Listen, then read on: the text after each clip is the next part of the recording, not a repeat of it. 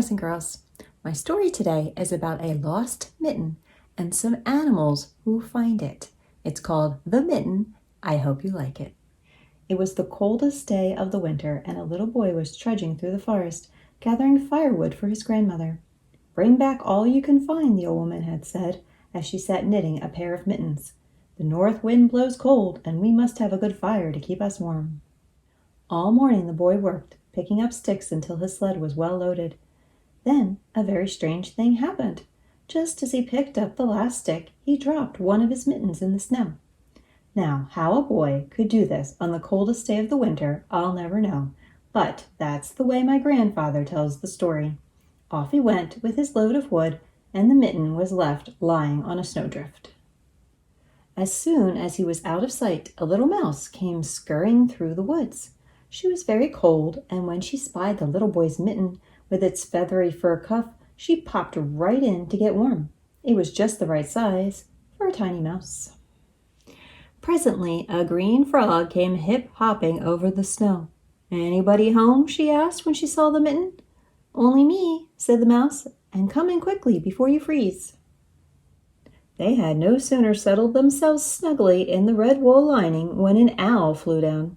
"May I join you in that lovely mitten?" he asked. "If you mind your manners," replied the mouse, for owls always made her nervous. "And don't wiggle around too much," added the frog, "because it's a bit tight in here." It wasn't long before a rabbit came down the forest path. "Is there room for me in that nice warm mitten?" asked the rabbit. "It's awfully cold out here." "Not much space left," said the mouse, and the frog, and the owl, "but come in, we'll see what we can do." Even before the rabbit had gotten herself tucked in, a fox trotted up to the mitten, and after a good deal of trouble, she got herself in along with the others. The mouse was beginning to think that maybe she shouldn't have been so generous, but with the bitter wind outside, what else could she do? And now, as if things weren't bad enough, the next visitor was a big gray wolf who wanted to come in too.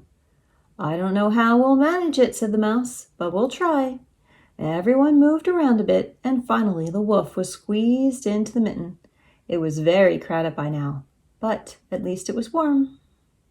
Things had just gotten arranged nicely when the animals heard a great snorting. It was a wild boar, and he was very anxious to get in out of the wind. "Oh dear," cried the mouse, for the mitten was already beginning to stretch a little. "We just don't have any more room." "I'll be very careful," said the boar. With that, he squinched himself into the mitten, along with the mouse and the frog, the owl, the rabbit, the fox, and the wolf. I know this is so because my grandfather told me. But the worst was yet to come, for who should appear now but a bear? He was very big and very cold. "No room! No room!" cried the animals, even before the bear had a chance to speak. "Nonsense," said the bear. "There's always room for one more." And without so much as a please or thank you, he began crawling into the mitten. He put his paw in first, and the mitten creaked and groaned. He put his other paw in, and one of the seams popped. Then he took a big breath and pushed himself in. Now, while all this was going on, along came a little black cricket.